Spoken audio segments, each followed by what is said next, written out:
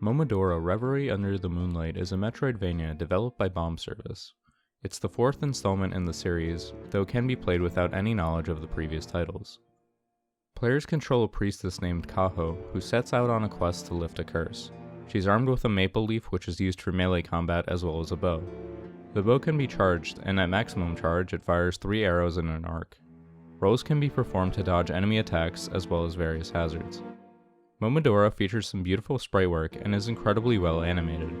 This is true for every aspect of the game and not just the player character. The enemies, as well as the environment, all look incredibly professional.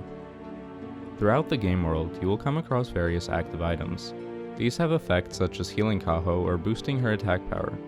Each item has a specific amount of uses, though they are fully replenished after visiting a save point. Passive items also exist, granting effects like making your arrows poison, or adding fire damage to your attacks. 2 passive items can be equipped at once.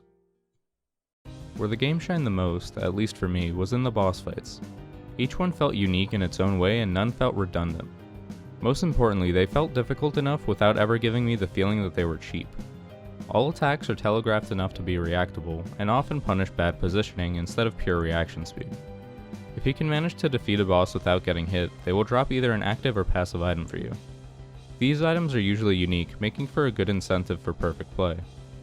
Throughout various points, Kaho will come across upgrades which enhance her abilities. One, for example, allows her to air dash, while another grants an additional level of charge to the bow. For my first playthrough, the game took about 4 hours, so it isn't terribly long.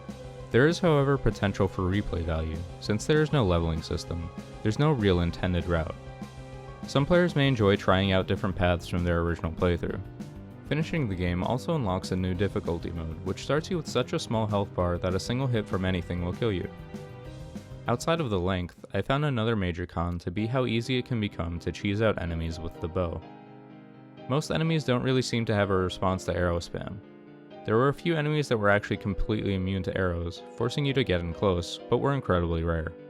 If bosses became more aggressive after having been shot repeatedly within a short frame of time, that would make them much less abusable.